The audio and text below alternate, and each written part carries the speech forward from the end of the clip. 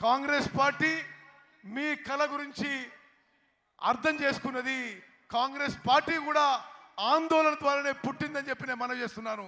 Congress party का ये असूल है कि सामाजिक न्याय होना चाहिए, कि सब इकट्ठे आगे बढ़े, और इसी असूल पर स्वतंत्रता संग्राम लड़ा गया।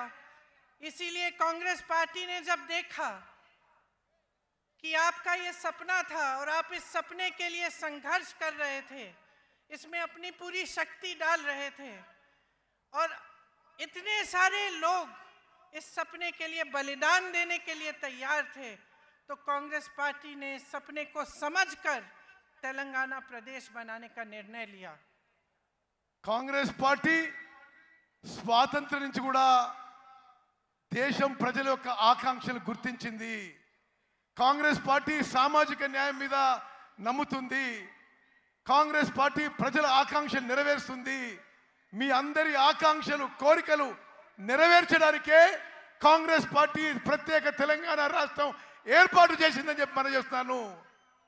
उस समय मेरी माताजी सोनिया जी कांग्रेस की अध्यक्ष थी और इस निर्णय को लेने में एक राजनीतिक वीरता भी थी, क्योंकि वो जानती थी कि इस निर्णय को लेने से हो सकता है कि कांग्रेस की जो राजनीतिक जो यहाँ पे जो उसका स्तर है, हो सकता है कि कांग्रेस उस चुनाव को हारे जो अगला चुनाव है।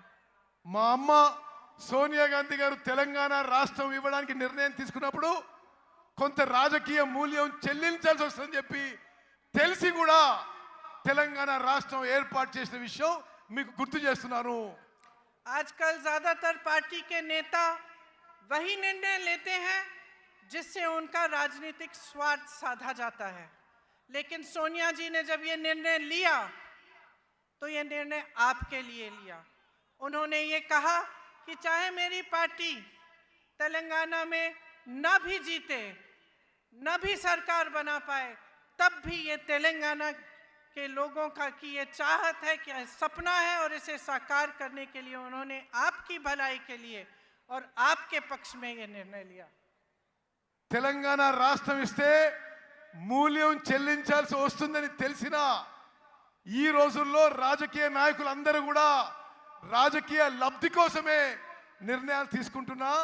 మా తల్లి గారు సోనియా గాంధీ గారు రాజకీయం నష్టపోయినా సరే తెలంగాణ ప్రజల ఆకాంక్ష కొరకు, తెలంగాణ ప్రజల త్యాగాలు గుర్తించి, తెలంగాణ ప్రజల కోరిక మేరకు తెలంగాణ రాష్ట్రం ఏర్పాటు చేసిన విషయం మీ అందరికీ మరోసారి మనవి చేస్తున్నాను.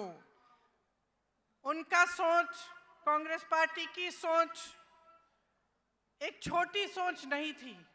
उनका नजरिया आगे के लिए था, भविष्य के लिए था, आपकी मजबूती के लिए था। इसीलिए वो ये निर्णय ले पाई।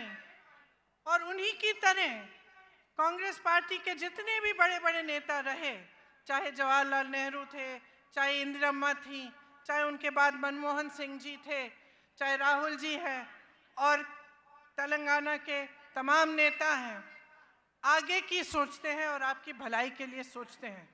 और इसी सोच के लिए, इसी सोच के जरिए आपके प्रदेश को मजबूत बताने की बात करते हैं। తాత్కాలిక ప్రయోజనాల కోసమో కొద్ది దూరం చూసి ప్రయోజనాల కోసమో సోనియా గాంధీ గారు తెలంగాణ ఇవ్వలేదు. దూరపు చూపుతో మీ భవిష్యత్తు కోసం, మీ పిల్లల భవిష్యత్తు కోసం, మీ ఆకాంక్ష మేరకు సోనియా గాంధీ గారు తెలంగాణ ఏర్పాటు చేశారు. ఏ విధంగానైతే జవహర్లాల్ నెహ్రూ గారు, ఇందిరాగాంధీ గారు, రాజీవ్ గాంధీ గారు, రాహుల్ గాంధీ గారు దూర చూపుతో దేశం మంచి కోసం, సమాజం మంచి కోసం, ప్రజల కోసం మంచి కోసం నిర్ణయాలు తీసుకుంటారో, ప్రజల ఆకాంక్ష కోసం తెలుసుకుంటారో, మా తల్లి సోనియా గాంధీ గారు కూడా తెలంగాణ రాష్ట్రం ఏర్పాటు నిర్ణయం తీసుకున్నారు. इस सोच का प्रमाण ये है कि उनके कार्यकाल में बड़ी बड़ी संस्थाएं बनी आपकी भलाई के लिए, चाहे आईआईटी, आईआईएम, एम्स, ऐसी संस्थाएं बनी, आपका विकास हुआ, तो आप आगे बढ़ पाए। గత కాంగ్రెస్ పెద్దల హయాంలో పెద్ద పెద్ద సంస్థలు ఏర్పడ్డాయి. ఐఐటి కానీ, ఐఐఎం కానీ, ఇటువంటి అన్ని దేశానికి ఎంతో లాభం చేసిన సంస్థలు ఏర్పడే విషయం కూడా నేను గుర్తు చేస్తున్నాను. तो जो कांग्रेस की सरकारें बनी वो जनता की सरकारें थी, वो आपको मजबूत बनाने के लिए बनी और उनमें दोनों चीज़ थी, नज़रिया और नियत.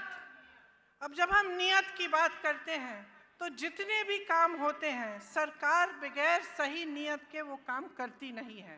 अगर सरकार की नियत ये हो कि आपको लूटना है और सिर्फ सत्ता में रहकर भ्रष्टाचार करना है तो वो भलाई के काम नहीं कर पाती. కాంగ్రెస్ ప్రభుత్వాలు నీతి నిజాయితీతో కట్టుబడి ఉంటాయని చెప్పి నేను మనవి చేస్తున్నాను. ఇప్పుడు మీరు చూస్తున్న ప్రభుత్వాలు అవినీతితో మోసపూరిత విధానం